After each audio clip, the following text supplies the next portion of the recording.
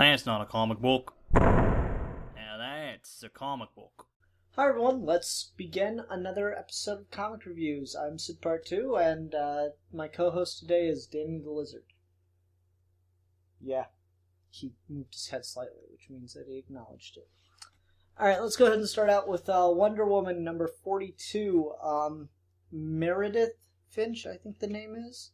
Having trouble remembering the... Meredith Finch is the writer, and her husband David Finch is the penciler. So we're continuing this story arc with this kid who wants to become the god of war, and we find out that he is descended from Poseidon, and the hero Theseus. And I cannot remember the exact myth of Theseus off the top of my head. But I mean, that's interesting enough. Like I said, it's all set up right now. They're just setting up what's going on, and there's some major hints that the villain behind the scenes, this kid seems to be a pawn. The villain behind the scenes here seems to be Strife, because the story arc's being called Struggle and Strife, and she's kind of setting some stuff into motion with Donna Troy. Again, we're getting some really good scenes between Wonder Woman and Donna Troy here. I will say that Strife isn't written as sharply as she was in the Azzarello book. Azzarello basically created the character. I don't think the goddess Eris or Strife has ever really been a major player in the Wonder Woman book, and Azzarello really introduced her, and God, he made her such a great character. And just the way in which she was written, her dialogue was always fantastic. She really just had such a great biting sense to her. I have a feeling that Azzarello had a very particular woman from his past in mind when he was writing this character. She's not written quite as well. Admittedly, it's a short scene with her, but just the dialogue isn't popping as well. But it's still good stuff. I'm still not in love with the costume. It's not really in here that much. There's a really cool moment in a nightclub at the beginning for Wonder Woman getting pissed off at someone for grabbing her ass. So she does a little karate flip to him and he goes, "Hiya!" So that's, cool stuff.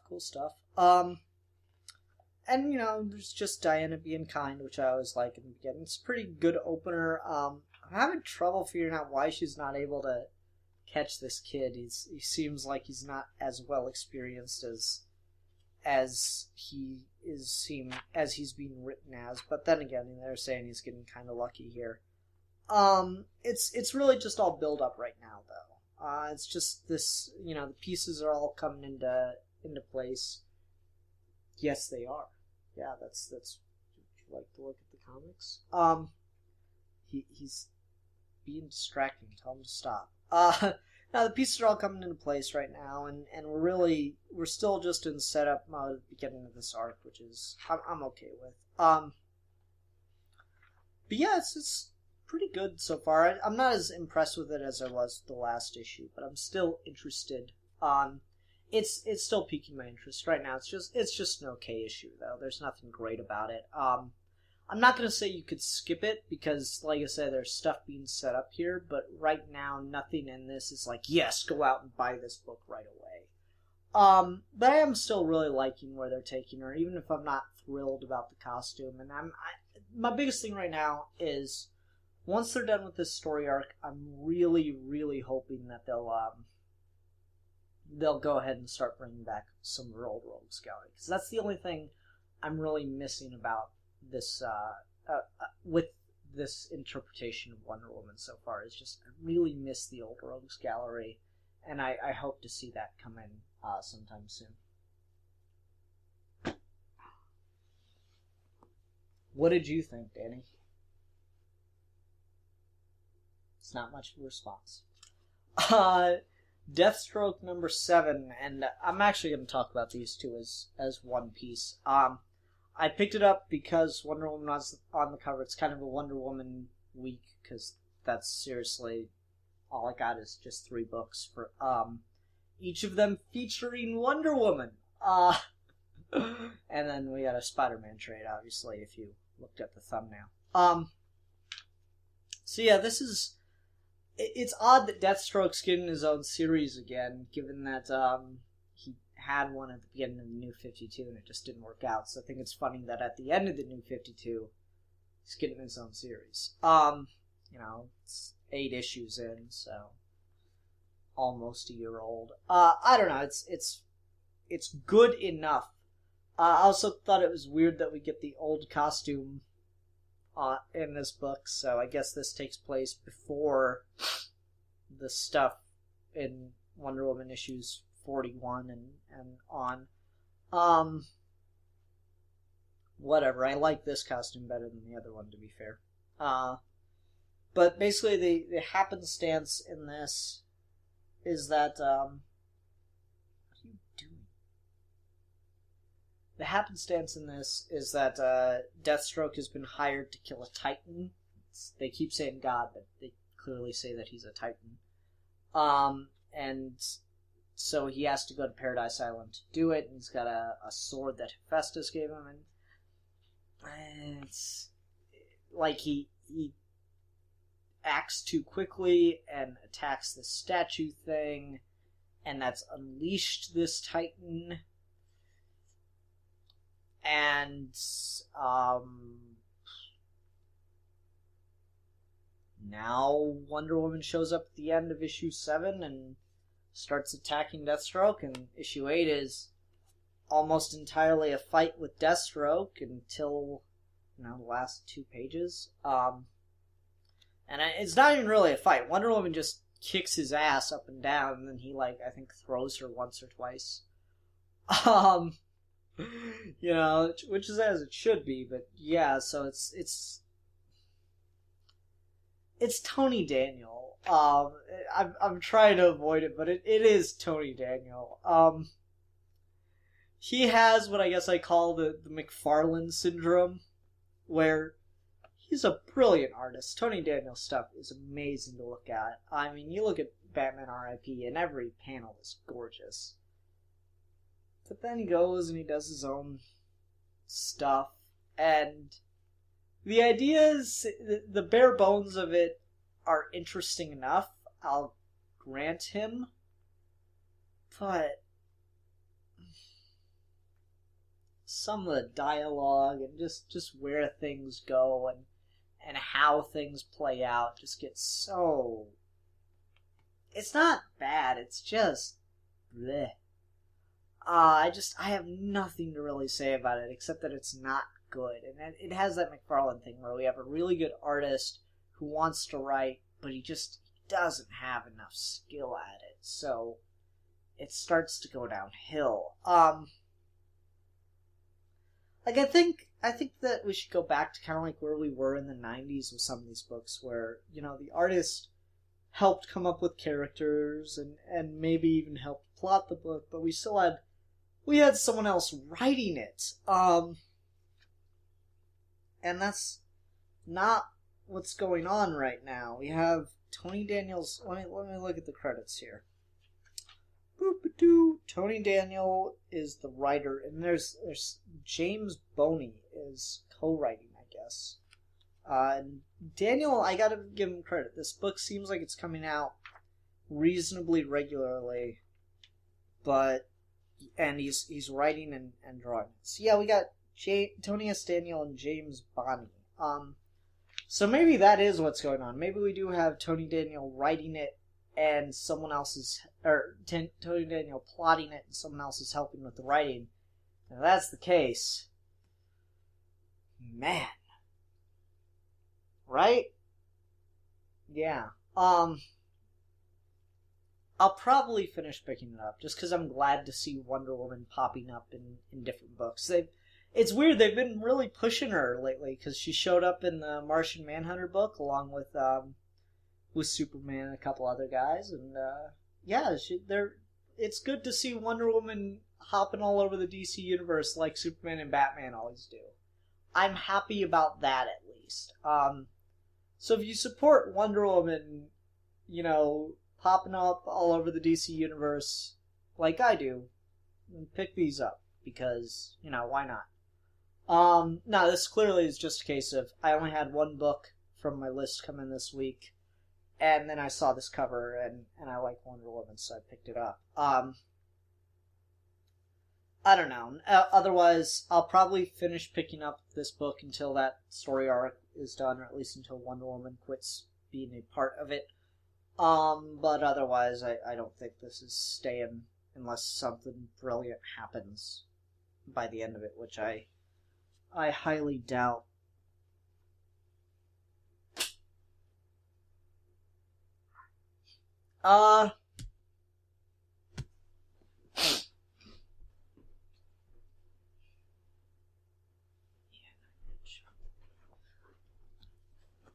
Okay, so then we go on to trades, and I only have one trade to talk about this week, but man, what a trade.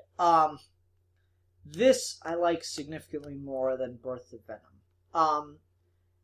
Vengeance of Venom it's much more what you want when you buy something with Venom on the cover. It's all Venom stories. This is all, after the alien costume stuff and everything, this is all what you want with Venom, where it's just a bunch of Venom stories all back to back, and some of them connect and some of them don't, and some of them aren't very good, but some of them are. I wouldn't say, actually, let me take that back a little bit. I wouldn't say that everything in here is good, but everything in here has a lot of potential.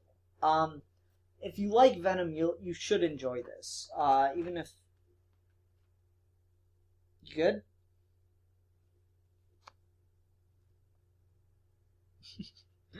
If you like Venom, you should enjoy this. So, it's worth picking up in that respect. And it's not like god awful as you read through it, which is the important part. It's 90s, so some of it's kind of wacky and silly. I mean, like, you have all these covers and stuff, or here, even the back cover's fine. You have all these covers of Venom and Carnage attacking Spider-Man, and there's no issue, at least in this, where Venom and Carnage simultaneously attack Spider-Man.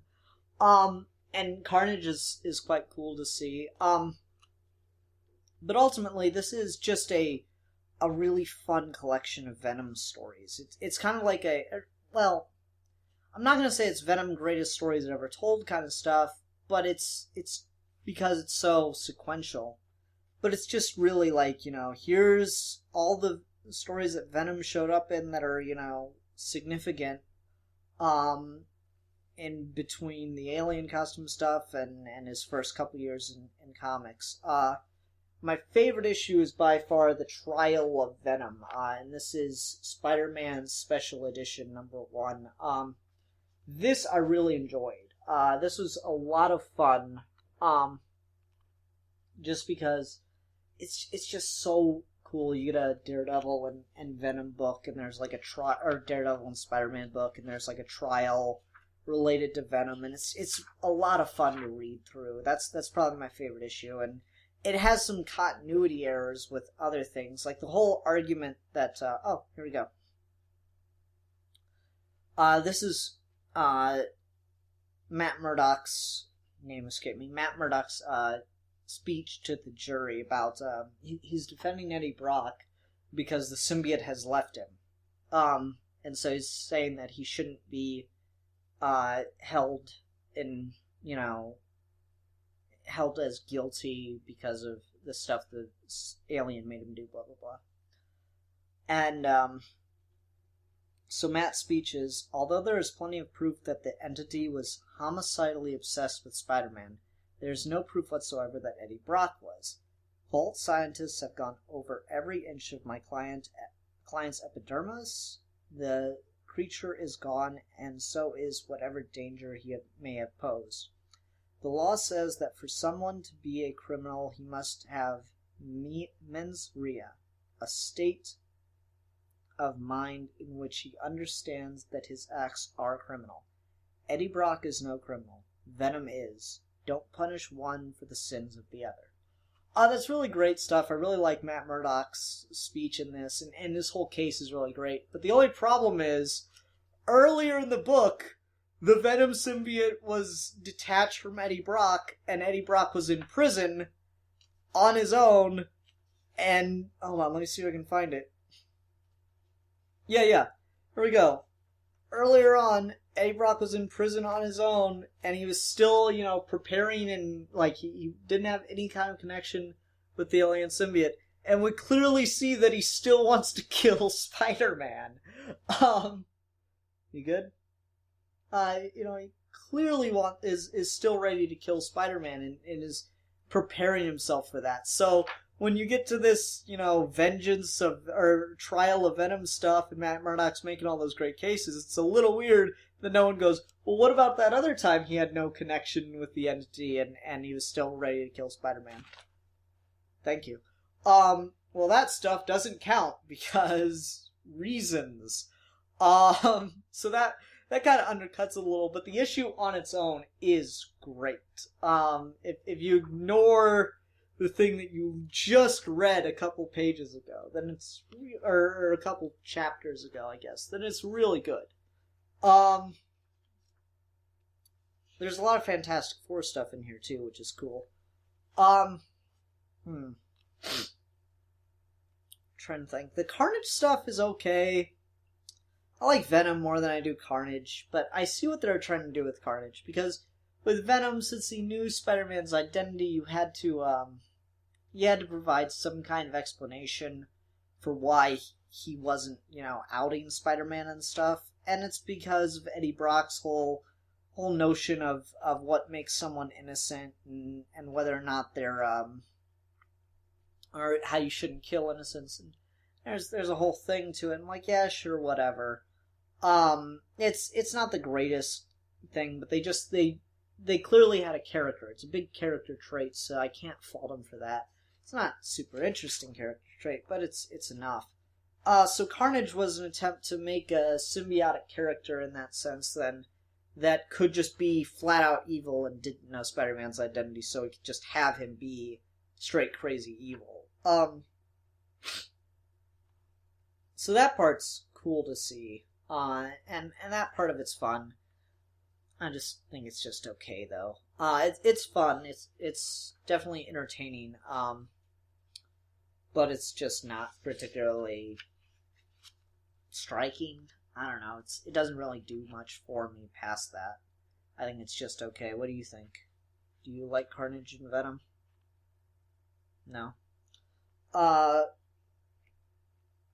So yeah, it's just alright. It's not my favorite thing though. The Carnage stuff is okay. The Venom stuff, it's a lot more of what you want to be reading though. That's the important part. And you get a lot more Venom in a book with his name on the title.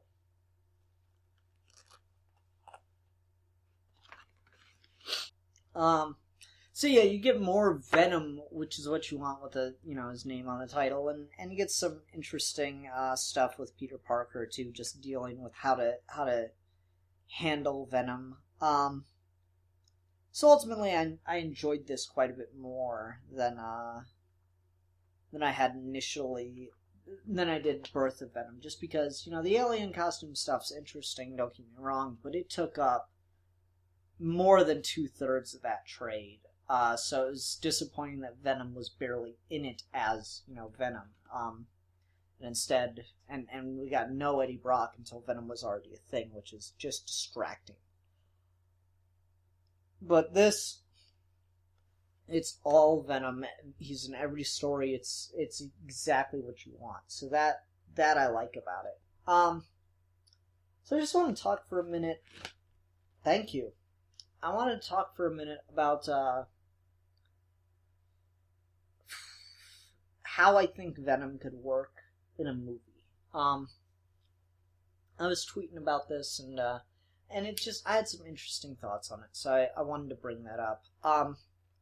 So with Peter Parker, we've got a character who has always seen himself, or who's all about responsibility, right? I mean, everything with Spider-Man is all about him taking responsibility for himself and blah blah blah, and for what he's done, and it's the classic Spider-Man story. With great power comes great responsibility. And with Eddie Brock, we have a character who is completely unwilling to accept responsibility in any way, shape, or form. He's just entirely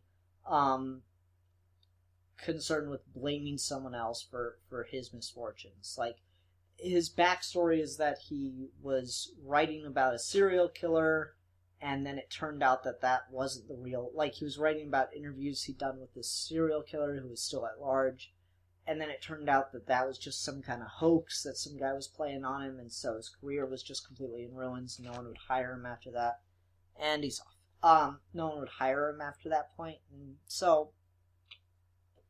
and he blamed Spider-Man for that, because it's Spider-Man's fault that it was the real killer was arrested. And while I don't like the particular details of that story element, there is something intrinsically interesting in how you can relate it with Spider-Man there, and I'll get back to that in a sec. But gist of it is, Eddie Brock refuses to take responsibility for it, as opposed to him not being a good enough journalist and checking into his sources. He blames Spider-Man for capturing a criminal. And that's, obviously ridiculous. So you could tweak that to make it a little bit more believable. But keep the element of it there, where his own problems are his own problems, but he refuses to accept it and just wants to blame Spider-Man or Peter Parker. And then you have the symbiote, which is this scorned lover of a character, which refuses to even acknowledge the idea that it did something wrong to Spider-Man. The idea that, maybe, making him go out at night and beat people up and kind of ruining his relationships with family so that he could spend more time with me. Maybe that was a dick move. So you have this instead of acknowledging that, the symbiote's all about just, I want Spider-Man back, and if I can't have him back, then no one else can have him. He has to die, blah, blah, blah. And so that's why, it merges with Brock, and I do feel creates a really strong character. I know people have their problems with Venom and stuff, and feel like he's kind of an overused or not a very well-realized character, and I can accept that side of things, but I think there's, if nothing else, there's a lot of potential with Venom, with the Brock Venom. And so I think what you do in a movie is you have Spider-Man deal with the existence of Venom in Eddie Brock. You'd probably want the alien costume stuff to be its own movie entirely. If anything I learned from Birth of Venom, it's that you need time for that to build, and it needs to be its own thing for a while before you introduce the Venom aspect of it, the scorned lover aspect. You need time for that relationship to really build and go places, and that's one of the things Spider-Man 3 didn't do well, is doesn't take up enough of that movie. Like, the elements of the symbiote that are good are there when he, goes overboard and at least thinks that he kills Sandman, which is great. But the element of the time that it takes and him trusting the symbiote and the symbiote changing him, that's not there enough. So you need more of that. So that you probably want to make the alien costume stuff its own movie entirely. But then when you get back to the Venom stuff, or when you get around to the Venom stuff, which I do feel should be its own movie, where you've set Brock up in the previous film, we should deal with Brock refusing to take responsibility for everything and just blaming Spider-Man, and we should build that symbiotic relationship between him and the alien entity, where Brock meeting the entity and realizing that it was scorned by Spider-Man 2, not the movie Spider-Man TOO, realizing that it was also scorned by Spider-Man, couldn't build into his lie to himself, his delusion that he's somehow not responsible for his own actions. And then you can have the entity seeing that Spider-Man has hurt someone else build into its own feelings on Spider-Man and how, obviously I was with the wrong person. He's obviously just a horrible monster that goes around destroying lives. Like he did with me. He just used me and threw me away, and maybe you could somehow build that into Brock as well. And then once you've got all that going on, and Spider-Man's able to defeat him and everything, you can have Peter Parker deal with the fact that he blamed himself for Venom's existence. And you could have Peter Parker's arc be that he can't blame himself because he's not responsible. I feel like Peter Parker's thing is always learning to accept responsibility for himself, and that's really good stuff. That's really, interesting, great stuff's been done with that. But at the same time, part of growing up is learning what you're not responsible for. Teenagers do two things, and one of them is never take responsibility for themselves. Make up excuses, say, oh, it's someone else's fault, it's blah, blah, blah, I didn't do this, blah, blah, blah. And that happens a lot. But they also do another thing, which is always blame themselves. And so part of growing up is, of course, learning to take responsibility for the things that you did, no matter why you did them. Even if you have good reasons, if you do a bad thing, you still did a bad thing. But conversely, also part of growing up is learning what you can't help. What you can't do anything about, what you are not responsible for. And I feel that's also a really important lesson for Peter Parker to learn, and I think Venom's the perfect vehicle to use in order for him to experience that. And so I'd really like to see elements of that built into a Spider-Man movie that uses Venom. I just think there's a lot of stuff that you could do there that's just waiting to be hit on, and it's just, I don't think anyone really gets that about the characters, because it's not expressly done in the comic books that way, but it's all kind of like under the surface. It's in a lot of the subtext, and it has just a ton of potential, which is what I feel is the most important thing in adaptation. If you're going to adapt something to screen or whatever, you should try to not necessarily perfectly capture everything. I'll put an amendment on that, but you shouldn't try to perfectly capture everything when you're adapting. You should try to improve and expand upon the material you're adapting from. If what you're doing is borrowing from multiple sources, this is my addendum. If what you're adapting is borrowing from multiple sources and trying to create a new cohesive piece, then yeah, you should be improving upon those sources as opposed to just directly following them. If you're doing an adaptation where it's like something like Dark Knight Returns, the animated movie, then you should be as faithful as conceivably possible in every single way, and that's, one of my problems with Dark Knight Returns is that they turn the monologues into dialogue, and that just bothers me, especially because they've got monologues in other animated movies. But yeah, that's neither here nor there, but those are just my general thoughts on Venom as a character and the potentials that he has. Okay. We got a big stack here. I didn't realize this book was written by Gail Simone. I was at the comic shop, and I was looking through trades, and I just saw Wonder Woman, Gail Simone on the, or no, not on this side. Huh. I saw Sensational. I didn't realize a trade was out for this, and then I pulled it out, and I saw Gail Simone's name on it. I'm like, oh, now I want to read it. So I'll probably read through this. I just put this at the top because it's kind of a Wonder Woman week here. I want to read through this, but since it is something that I picked up, it's actually going to go on the bottom of my list, since it's not something that was requested. Speaking of things that were requested, we have Superman Earth 1 Volume 3. Really enjoyed the last volume. There was a lot going on with that I liked, so I'm interested to get into Volume 3 here, at the recommendation of one Mr. Steve Baxi. Godzilla the Half-Century War. I finally found it. Person who left a comment on my video Took quite a while to find this. I had to go to the other comic shop that we have in town that's like not even near where I live, so it took me a while to track this down. I, of course, wanted to look at stores before I looked online. You know, shipping is expensive. But yeah, so I'll be talking about this next week. This is at the top of my list since it's been so long since it was requested. And then also at the request of Mr. Steve Baxi, Batman Earth 1 Volume 2.